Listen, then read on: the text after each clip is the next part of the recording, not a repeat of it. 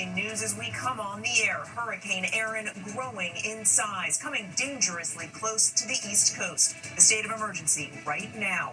Also developing, a Navy fighter jet crashing off the coast of Virginia. The pilot ejecting just in time. First, that monster hurricane pummeling the East Coast with massive waves, life-threatening rip currents. Mandatory evacuations underway. Beachfront property owners holding their breath. Powerful surf crashing into homes, flooding roadways. Officials warning people to stay out of the water.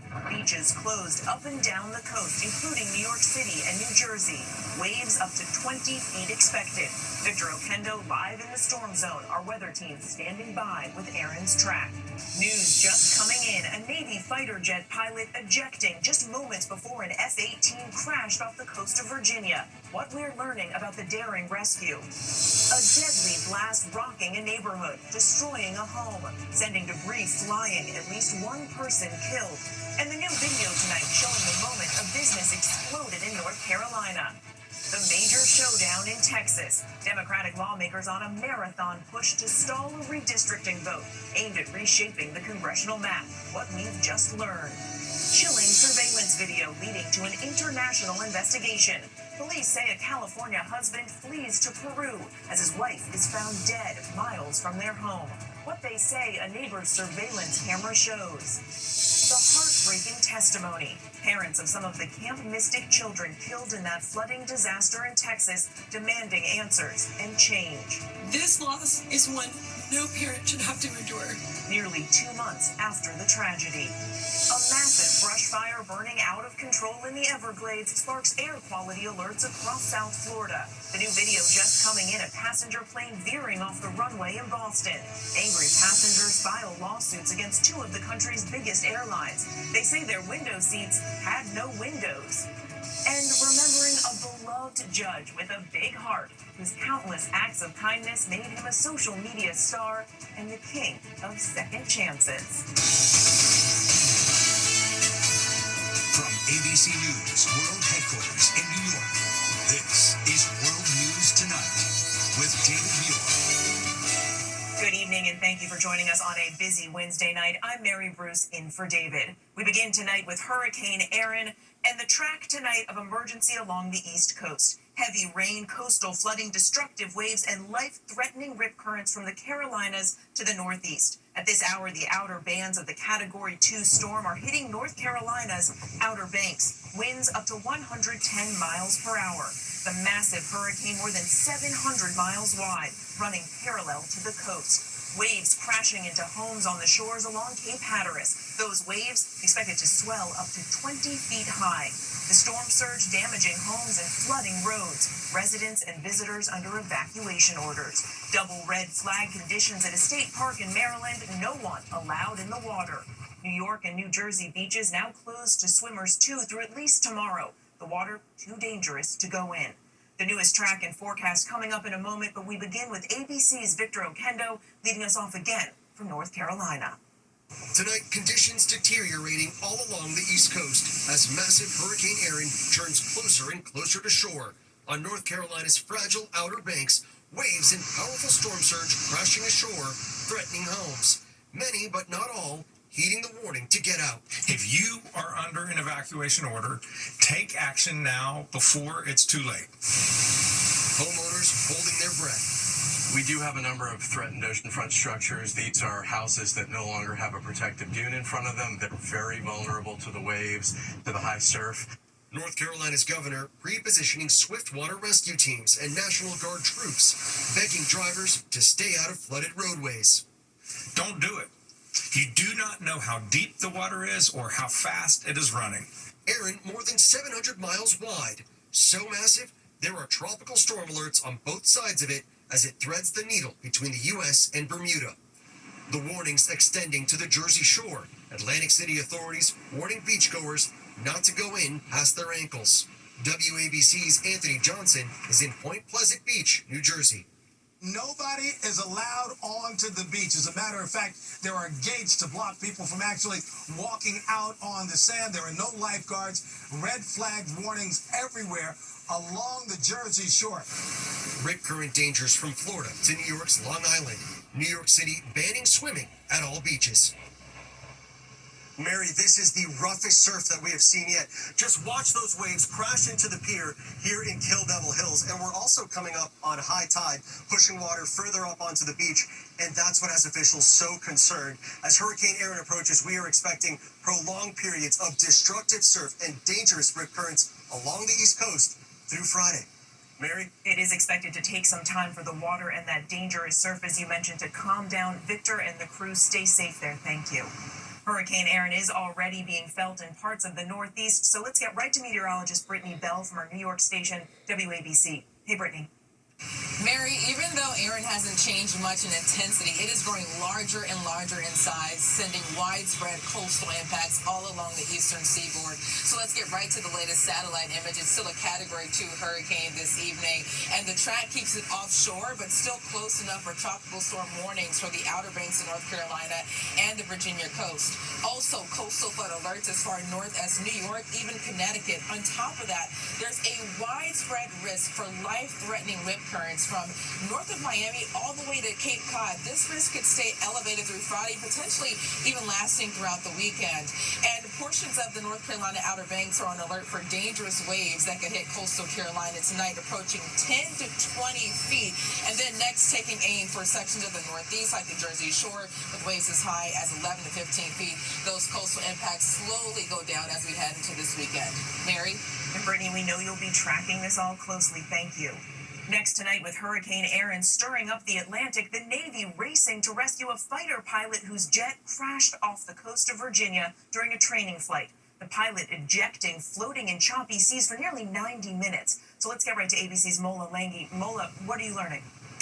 Well, Mary, after safely ejecting from that jet, that pilot was in the water for about 90 minutes before finally being rescued by the U.S. Coast Guard. And remember, as you mentioned, the Atlantic Ocean pretty rough right now with Hurricane Erin out there brewing and churning. A Navy spokesperson tells us the pilot was taking off from a naval base in the Norfolk, Virginia area this morning on a routine training mission when that pilot ejected from the Super Hornet fighter jet. We're told dozens of miles off the Virginia coast, sending the plane crashing into the Atlantic, where it remains tonight. And meanwhile, that pilot is undergoing a medical evaluation, and that incident is being investigated, Mary. Okay, Mola, thank you. We move on now to a deadly home explosion in Virginia. A woman killed in the blast, a man now fighting for his life. The house completely leveled. A dozen homes in the neighborhood also damaged by flying debris. Here's ABC's Ike Kajachi. Crews in Virginia are sifting through piles of debris tonight, investigating how a home exploded in this neighborhood near Charlottesville. It appears we've got one house flattened on the ground. We've got debris field for over a block. Calls pouring into 911. Right now, we're getting inundated with phone calls. At least one person killed and another injured by the violent explosion. This incident comes as police in North Carolina are picking up the pieces from a separate explosion. Debris raining down and thick black smoke rising above Wilmington. 3 firefighters trapped inside. Police say 46-year-old Jason Lee Beach, now charged with felony DWI and fleeing the scene, is responsible for the blast after he crashed his vehicle into that building, striking a gas line. Mary, investigators in Virginia are zeroing in on a possible gas leak behind the home explosion, with state fire marshals due back on scene tomorrow. Mary? Just a remarkable scene there, Ike. Thank you. Now to the showdown in Texas, the battle to redraw the state's congressional map getting national attention. Late today, Democrats racing to stall a vote on a new map that would likely give Republicans 5 more seats in the House. Here's ABC's Chief Washington correspondent Jonathan Karl with the late developments.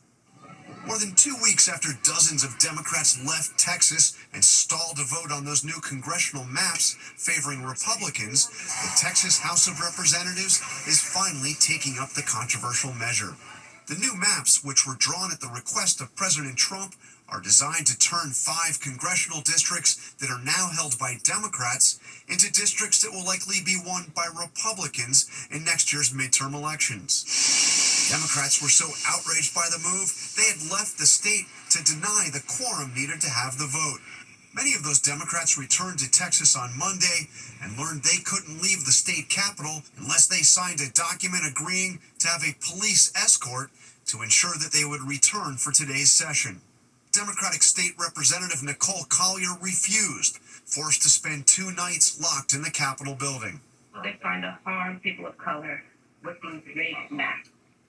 The fight is personal to me, and I'm going to fight with every fiber in my body. Now Democrats in California are vowing to retaliate, moving forward with a plan to redraw its maps, an effort that could cost Republicans there 5 congressional seats. Yes, we'll fight fire with fire. Yes, we will push back. It's not about whether we play hardball anymore. It's about how we play hardball. The California legislature will vote tomorrow on the new maps proposed by Democrats. If it's approved, California voters will still have to vote on the issue in a referendum later this year. And Mary, the battle over redistricting will not stop in Texas and California. Several other states are reviewing plans as well. It is tit for tat expected to continue in other states as well. John, thank you. Next tonight, haunting testimony from the families of children killed in the horrific flooding at Camp Mystic in Texas. At least 138 people killed in last month's floods, 27 victims from the camp. Heartbroken parents making an emotional plea to lawmakers, including a mother whose daughter has yet to be found. Here's ABC's Maria Villarreal. Tonight, anguish and heartbreak pouring out from parents who lost their daughters in the Camp Mystic flooding. This loss is one no parent should have to endure. 27 campers and counselors killed as the waters rose on July 4th, among them 9-year-old Janie Hunt. She left for camp full of excitement and joy. She came home in a plywood box. More than a dozen parents testifying before the Texas Senate, frustrated by the preventable tragedy. Camp is supposed to be a safe place. Protocols that should have been in place were ignored. As a result, my daughter was stolen from us. Cece Stewart speaking through tears, her 9-year-old daughter Seal still missing. 48 days later, Seal remains somewhere in the devastation of the Guadalupe River. We wait, trapped in agony, until she is brought home. The families calling for change, pushing to pass a bill that will improve safety requirements for camps. It is the start of a promise that their lives and their deaths will mean change. State senators equally emotional. This tragedy is going to impact future lives. Promising to work with House representatives to pass a bipartisan bill. There's a responsibility on all of us, and I hope people will hold government to account. Those 8-year-old little girls stuck in a cabin because the adults around them failed. Mary, the goal is to get this first bill through the House and the Senate in the next day, calling it Heavens 27 in honor of the victims, possibly having it on the governor's desk by Friday, ready to sign. Mary? And our hearts go out to those parents. Maria, thank you. Overseas tonight, Israel starting its operation to take control of Gaza City. The Israeli military calling up 60,000 reservists ahead of a planned new offensive. Troops taking up positions on the outskirts of the city. Hundreds of thousands of Palestinians in Gaza City in dire need of food and aid will be forced to evacuate once again. Here's ABC's chief international correspondent, James Longman. The Israeli military has tonight started its operation to occupy Gaza City, calling up 60,000 reservists, saying Israeli forces are already on its outskirts. Recent satellite images appear to show military vehicles positioning nearby. Starvation has gripped Gaza for months, with scores of Palestinians dying just trying to get to aid. Hamas says more than 62,000 people have now been killed. Hundreds of thousands took refuge in Gaza City. They are now being forced to move again. Satellite images show tent encampment on August 7th. 10 days later, those tents largely gone. Most of Europe and many in his own country against Prime Minister Netanyahu's plan, but he does have President Trump's support. Trump called him a war hero and declared himself one too for deciding to bomb Iran's nuclear facilities. Bibi, he's a good man. He's in there fighting. He's a war hero because we work together. He's a war hero. I guess I am too. Nobody cares, but I am too. Mary, this could still be a pressure tactic by Israel to force the release of the remaining 50 hostages. Hamas has said it's had a positive response to a plan which would see some of them freed, but Israel is now pushing for better terms. Mary? Okay, James, thank you. And when we come back, chilling surveillance video leading to an international investigation. Police say a California husband fled to Peru as his wife is found dead. A fire burning out of control in the Everglades leaves part of South Florida under a blanket of smoke and ash, triggering air quality alerts. And the dramatic new video after a passenger jet veered off the runway at Boston's Logan Airport. Next tonight, an international investigation is underway tonight for the husband of a woman found dead in a Southern California forest. Police say a neighbor's surveillance camera captured the husband, Josemar Cabrera, dragging something heavy wrapped in fabric outside their Lancaster home about 70 miles north of L.A. Authorities say he has now fled to Peru. The couple's 3 children are being looked after by their grandmother. And a massive brush fire in the Everglades is sending a blanket of smoke across parts of South Florida. Officials issuing an air quality alert, firefighters racing to contain the fire and keep it away from populated areas. More than 19,000 acres have now burned. And stunning video just coming in of the moment a JetBlue plane veered off the runway at Boston's Logan Airport. The JetBlue flight had just landed, the plane then cutting sharply to the left and onto the grass. The incident happened back in June. No one was hurt, but passengers said they were shaken up. And when we come back, a mother and Good Samaritans are hailed as heroes after a car plunges into a river in Wisconsin with a 1-year-old baby inside. To the Index now, a mom and Good Samaritans rescuing a 1-year-old from a sinking car in Wisconsin. Surveillance video shows the car with the mother and child inside driving down an embankment and into a river outside Green Bay. A man immediately scaling a fence, followed by others. Police hailing the mom and the Good Samaritans as heroes. The car later pulled from the river. And 2 of America's largest airlines, Delta and United, facing class action lawsuits from angry passengers, both being sued by customers who say they paid for window seats that didn't exist. Instead, they say they wound up sitting in seats against a wall without a window, where the design of the plane prevented one from being installed. Both airlines had no comment. And when we come back, remembering a beloved judge whose ruling from the bench inspired millions. And finally tonight, the judge with a heart of gold. He was the compassionate courtroom judge seen by millions, whose rulings changed so many lives to the better. I think 9:59 is close enough to 10. Matters dismissed. Thank you. For 40 years, Judge Frank Caprio would hear cases from his Providence, Rhode Island bench, along the way earning the reputation as America's nicest judge. And that location is like mad lights. I was confused. In your lane of traffic, there's a green light. In the other lane of traffic, which is not your lane, there's a red arrow. See, I knew. He had a great argument. He came in well prepared today. Guilty or not guilty? What do you say? Guilty. Guilty. In later years, his hit TV show, Caught in Providence, put his humor and heart on full display. I was making a right-hand turn. Did you ever read the driver's manual? I mean, it was so long ago. I don't even know what I had for breakfast. Late today, his family sharing Judge Caprio passed away at the age of 88, following a courageous battle with pancreatic cancer.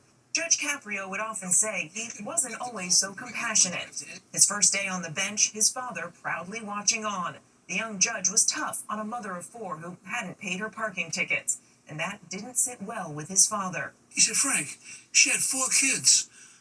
Now suppose she can't feed the kids tonight. If she paid those tickets, she doesn't have a car. She can't drive them to school.